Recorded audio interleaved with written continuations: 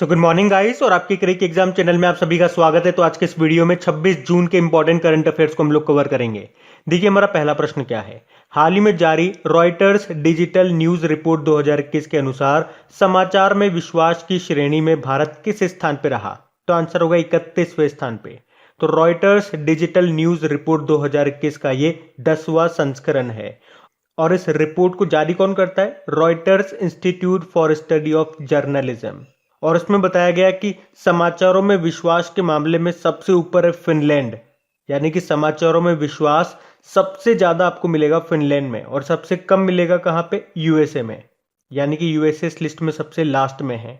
और भारत की बात करेंगे तो भारत इस रैंकिंग में 31वें स्थान पर है टोटल 46 देशों में से। तो ये आपको ध्यान रखना है। और आपको याद भी होगा हमने कुछ समय पहले पढ़ा था कि गूगल ने कहा है कि वो भारत में जर्नलिज्म की क्वालिटी को इम्प्रूव करने के लिए या जर्नलिज्म की क्वालिटी को बढ़ाने के लिए 30 समाचार संगठनों के साथ मिलकर के न्यूज शोकेस को लॉन्च करेगा भारत में। अच्छा, अभी आपको याद होगा वर्ल्ड प्रेस फ्रीडम इंडेक्स 2021 जो आया था उसमें भारत 142 नंबर पे था और इसको जारी किया था रिपोर्टर्स विदाउट बॉर्डर ने, उसमें टॉप पे नॉर्वे था। बाकी ग्लोबल जेंडर गैप इंडेक्स 2021 जो आया था उसमें भारत 140वें स्थान पे था, जिसको वर्ल्ड इकोनॉमिक फोरम ने जारी किया और इसमें टॉप पे था आइसलैंड। जबकि ग्लोबल पीस इंडेक्स 2021 की बात करेंगे तो इसमें भारत 135 नंबर पे था, वैश्विक शांति सूचकांक, और इसमें टॉप पे आइसलैंड ही था।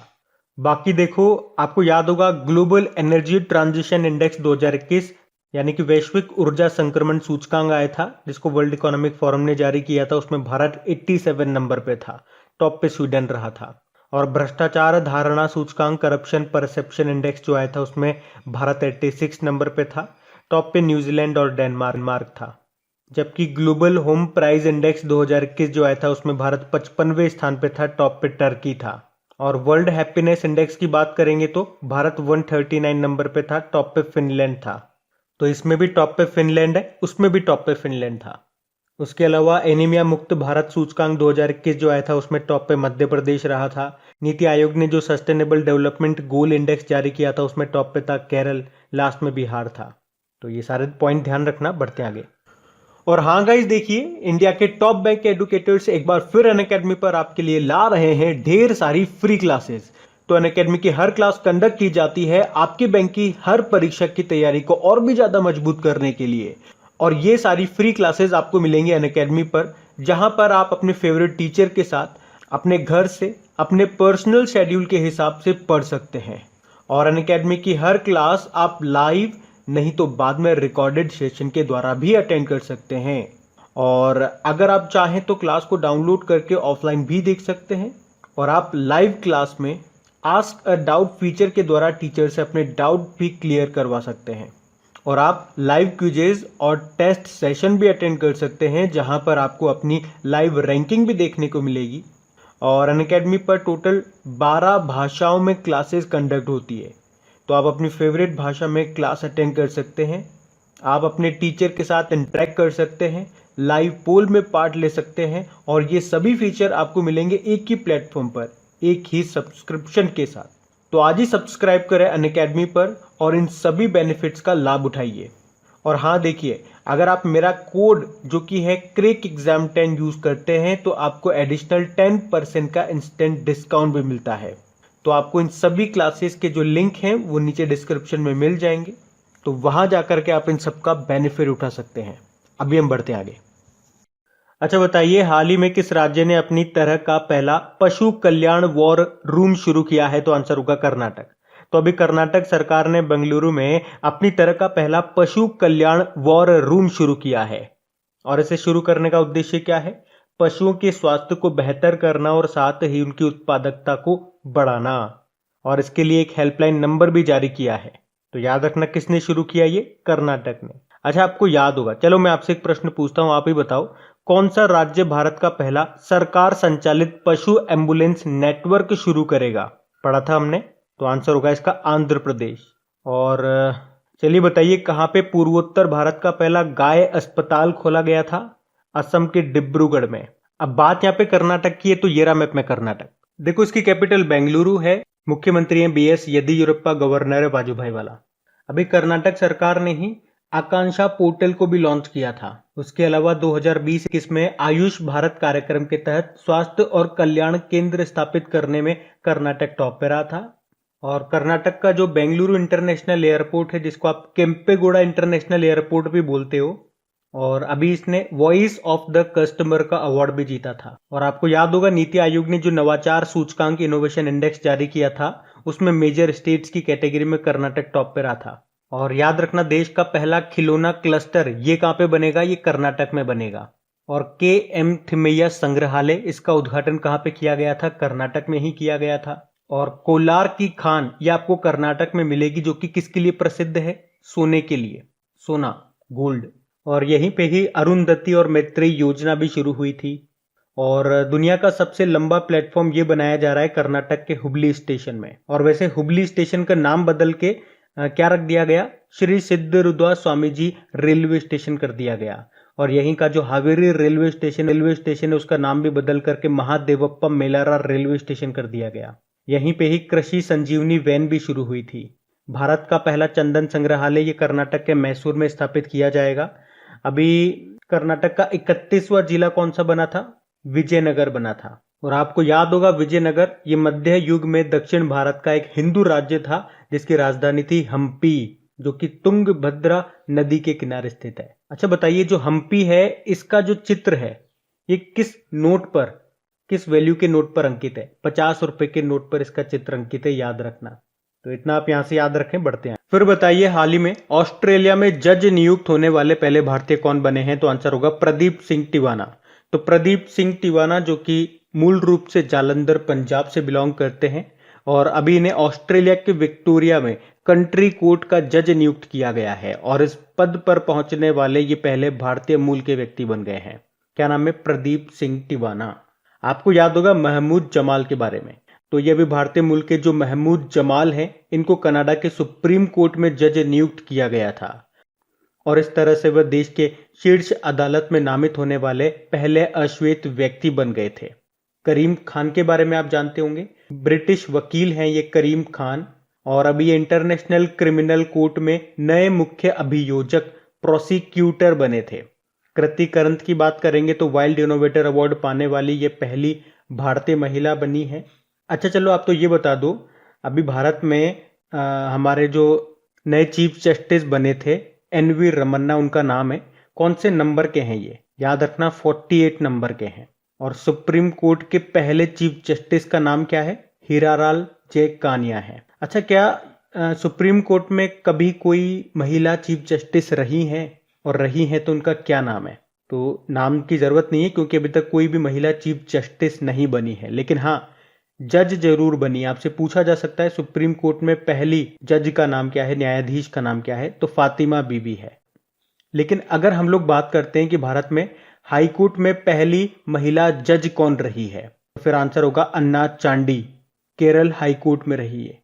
और भारत में हाई कोर्ट में पहली महिला मुख्य न्यायाधीश चीफ जस्टिस कौन रही? तो लीला सेठ रही है। कहां पे? हिमाचल प्रदेश हाई कोर्ट में।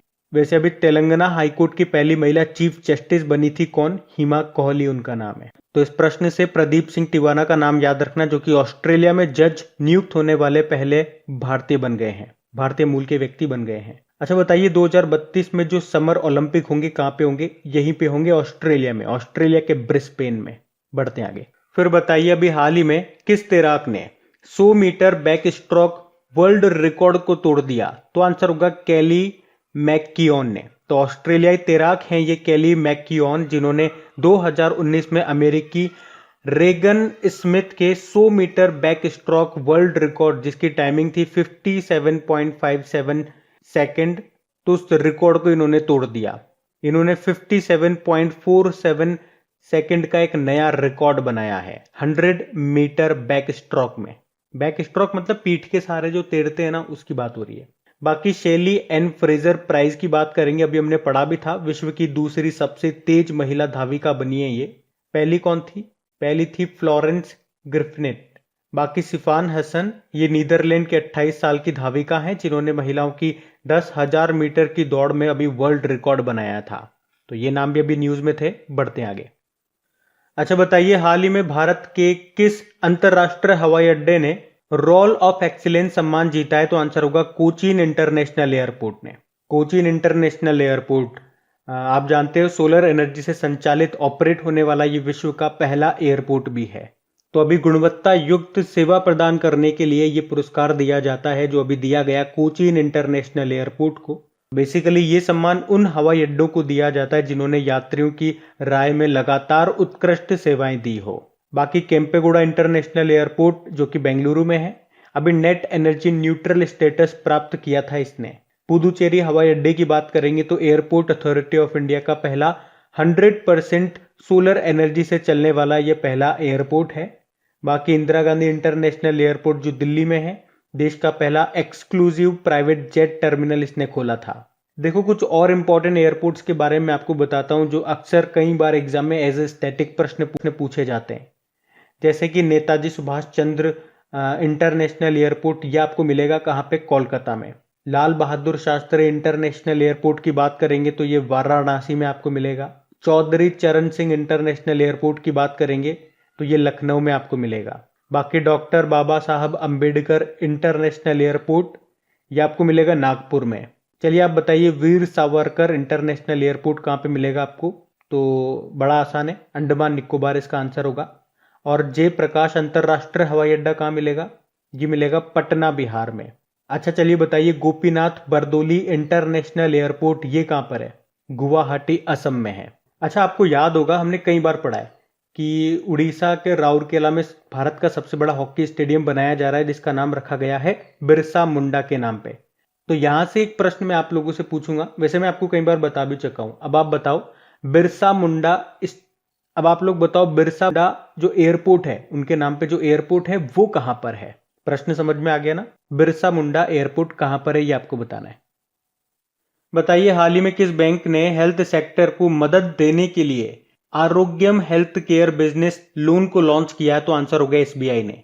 तो अभी स्टेट बैंक ऑफ इंडिया ने हेल्थ केयर सेक्टर को मदद देने के लिए एक नया बिजनेस लोन प्रोडक्ट लॉन्च किया है जिसका नाम रखा है आरोग्यम। तो आरोग्यम हेल्थ केयर बिजनेस लोन को लॉन्च किया है एसबीआई ने। इसमें क्या होगा, कारोबारियों को मिनिमम तो 10 लाख रुपए और मैक्सिमम 100 करोड़ रुपए तक का लोन मिल सकेगा जिसे वो 10 साल में चुका सकते हैं। बाकी अभी आईडीएफसी फर्स्ट बैंक की बात करेंगे, इसने घर घर राशन कार्यक्रम शुरू किया था। जन स्मॉल फाइनेंस बैंक की बात करेंगे, आई चूज माई नंबर सुविधा को इसने शुरू किया था जिसमें जो आपका सेविंग अकाउंट का नंबर है उसके लास्ट 10 डिजिट आप अपने हिसाब से चुन सकते हैं। इक्विटास स्मॉल फाइनेंस बैंक की बात करेंगे तो एनआरआई ग्राहकों को ऑनलाइन खाता खोलने की सुविधा देने वाला पहला स्मॉल फाइनेंस बैंक बना था ये। एसबीआई की बात करें, देखो एसबीआई का जो हेडक्वार्टर है वो मुंबई में है। इसके चेयरमैन कौन है वर्तमान में? दिनेश कुमार खारा है। अभी आपको याद होगा एसबीआई ने कवच पर्सनल लोन योजना भी शुरू की थी। उसके अलावा एसबीआई ने टाइटन कंपनी के साथ मिलकर के भारत की पहली कॉन्टेक्टलेस पेमेंट घड़ी भी लॉन्च की थी जिसका नाम रखा था टाइटन पे। और अभी Brendan human capital management excellence award 2020 भी जीता था एसबीआई ने। और एसबीआई ने बीएसएनएल के साथ मिलकर के एक वॉलेट भी बनाया था जिसका नाम रखा था भारत इंस्टा पे। तो ये भी ध्यान रखना, बढ़ते हैं आगे। अच्छा बताइए टोक्यो 2020 के भारतीय ओलंपिक टीम के आधिकारिक गीत के संगीतकार कौन है? तो आंसर होगा मोहित चौहान। तो टोक्यो गेम्स से पहले भारतीय दल के लिए आधिकारिक एक ऑफिशियल ओलंपिक थीम गीत लॉन्च किया गया था जिसका नाम था लक्ष्य तेरा सामने है। और इसको आवाज दी है और इसको कंपोज किया है मोहित चौहान ने। देखिए टोक्यो ओलंपिक से काफी सारे प्रश्न हम लोग पढ़ चुके हैं। जैसे कि हमने पढ़ा था कि टोक्यो ओलंपिक में क्वालिफाई करने वाली भारत की पहली नाविका कौन है? तो नेत्रा कुमारन आंसर होगा। टोक्यो ओलंपिक में क्वालिफाई करने वाले पहले घुड़सवार कौन है? फवाद मिर्जा है। पहली पहलवान कौन है? विनेश फोगाट है। पहले तलवारबाज हैं भवानी सिंह। और पहली वेटलिफ्टर है मीराबाई चानू। और टोक्यो ओलंपिक के शुभंकर क्या है? मिराई तोबा और सोमाइती। उसके अलावा कल ही हम लोगों ने पढ़ा है कि हॉकी इंडिया ने टोक्यो ओलंपिक में पुरुष टीम का कप्तान किसको बनाया था? मनप्रीत सिंह को। और महिलाओं में रानी रामपाल को बनाया था। तो ये पॉइंट भी आप ध्यान रखना। बाकी इंटरनेशनल ओलंपिक कमेटी का हेडक्वार्टर लुज़ेन स्विट्जरलैंड में है और इसके अध्यक्ष हैं थॉमस बक। बढ़ते हैं आगे। अच्छा बताइए हाल ही में भारत ने मिजोरम में स्वास्थ्य सेवाओं में सुधार के लिए किस बैंक के साथ $32 मिलियन का ऋण समझौता किया? तो आंसर होगा वर्ल्ड बैंक। तो अभी भारत सरकार ने मिजोरम में स्वास्थ्य सेवाओं में सुधार लाने के लिए, मतलब हेल्थ इंफ्रास्ट्रक्चर को और भी स्ट्रॉन्ग करने के लिए वर्ल्ड बैंक के साथ $32 मिलियन का ऋण समझौता किया है। वैसे अभी आपको याद होगा, भारत के एमएसएमई सेक्टर को सपोर्ट करने में मदद करने के लिए अभी वर्ल्ड बैंक ने कितना ऋण देने की घोषणा की भारत को, $500 मिलियन। अभी एशियन डेवलपमेंट बैंक ने सिक्किम में रोड इंफ्रास्ट्रक्चर को अपग्रेड करने के लिए $2.5 मिलियन का लोन देने की घोषणा की थी। देखो, वर्ल्ड बैंक की बात करेंगे तो इसका हेडक्वार्टर वॉशिंगटन डीसी में है। अच्छा, वॉशिंगटन डीसी किस नदी के किनारे स्थित है? पोटोमेक नदी के किनारे। और इसके अध्यक्ष कौन है? डेविड मालपास है। देखो, मिजोरम की कैपिटल क्या है? आइजोल है। यहाँ के मुख्यमंत्री हैं जोरमथंगा और गवर्नर है PS श्रीधरन पिल्लई। अच्छा बताइए, अभी हाल ही में मैकेफे एंटीवायरस, जो आपने कभी ना कभी यूज किया होगा या नाम सुना होगा, तो मैकेफे एंटीवायरस सॉफ्टवेयर के संस्थापक का भी निधन हो गया। क्या नाम था उनका? John McAfee. तो ब्रिटिश अमेरिकी सॉफ्टवेयर अग्रणी मैकेफे एंटीवायरस सॉफ्टवेयर के निर्माता थे ये जॉन डेविड मैकेफे, जिनका भी निधन हो गया। अच्छा बताइए, अभी हाल ही में किसे इराक में भारतीय राजदूत के रूप में नियुक्त किया गया? तो आंसर होगा एल प्रशांत पिसे को। तो एल प्रशांत पिसे अब ये इराक में भारतीय राजदूत होंगे, यानी कि इंडियन एम्बेसडर के रूप में इनको नियुक्त किया गया है। बाकी कर्नम मल्लेश्वरी हमने पढ़ा था, अभी दिल्ली की स्पोर्ट्स यूनिवर्सिटी की ये पहली कुलपति होंगी। वैसे ही ओलंपिक में पदक जीतने वाली पहली भारतीय वेटलिफ्टर भी रह चुकी हैं। उपासना कामिनेनी, अभी WWF इंडिया की forest front line heroes ambassador के रूप में इनको चुना गया था। अब्दुल्ला शाहिद की बात करेंगे तो ये मालदीव के विदेश मंत्री हैं। अभी यूनाइटेड नेशन जनरल असेंबली के 76th सेशन का अध्यक्ष इनको बनाया गया है। बाकी बात इराक की है तो ये रहा मैप में इराक, कैपिटल इसकी बगदाद है, करेंसी दिनार है, प्रेसिडेंट इसके बरहम सली हैं। फिर बताइए, अभी हाल ही में किस बैंक ने पे योर कॉन्टेक्ट सेवा को शुरू किया है? तो आंसर होगा कोटक महिंद्रा बैंक ने। तो अभी कोटक महिंद्रा बैंक ने एक नई सुविधा पे योर कॉन्टेक्ट सेवा को लॉन्च किया है, जो अपने ग्राहकों को लाभार्थी के मोबाइल नंबर के द्वारा सभी भुगतान एप्लीकेशन में अपने किसी भी संपर्क को पैसे भेजने या भुगतान करने में सक्षम बनाता है। तो ये जो पे योर कॉन्टेक्ट सेवा है, ये ऋणदाता के मोबाइल बैंकिंग एप्लीकेशन पर उपलब्ध होगा और UPI यानी कि यूनिफाइड पेमेंट इंटरफेस प्लेटफॉर्म का ये उपयोग करती है। तो याद रखना, पे योर कॉन्टेक्ट सेवा को किसने शुरू किया? कोटक महिंद्रा बैंक ने। अभी ICICI बैंक से याद होगा, स्विफ्ट GPI इंस्टेंट सुविधा को शुरू करने वाला ये विश्व का दूसरा बैंक बना था। एक्सिस बैंक की बात करेंगे, अभी इसके फिर से MD CEO बन गए अमिताभ चौधरी। RBL बैंक की बात करेंगे, अभी इसके MD CEO बने थे विश्ववीर आहूजा। देखो, कोटक महिंद्रा बैंक की बात करेंगे, इसकी स्थापना होती है 2003 में मुंबई में, हेडक्वार्टर है इसके MD CEO उदय कोटक हैं और इसकी टैगलाइन होती है लेट्स मेक मनी सिंपल। अच्छा, अभी आपको याद होगा उदय कोटक का स्थान लिया था किसने? TV नरेंद्रन ने। किसमें? कॉन्फेडरेशन ऑफ इंडियन इंडस्ट्री के ये जो नए अध्यक्ष बन गए हैं। फिर बताइए, अभी हाल ही में अंतर्राष्ट्रीय नशा और तस्करी निषेध दिवस यानी कि इंटरनेशनल एंटी ड्रग डे, ये कब मनाया गया? तो आंसर होगा 26 जून को।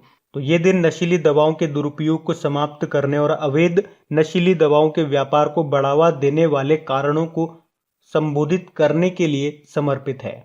और इसकी थीम रही थी share drug facts to save lives. और याद रखना, 24 जून को हमने पासपोर्ट सेवा दिवस के रूप में भी मनाया था।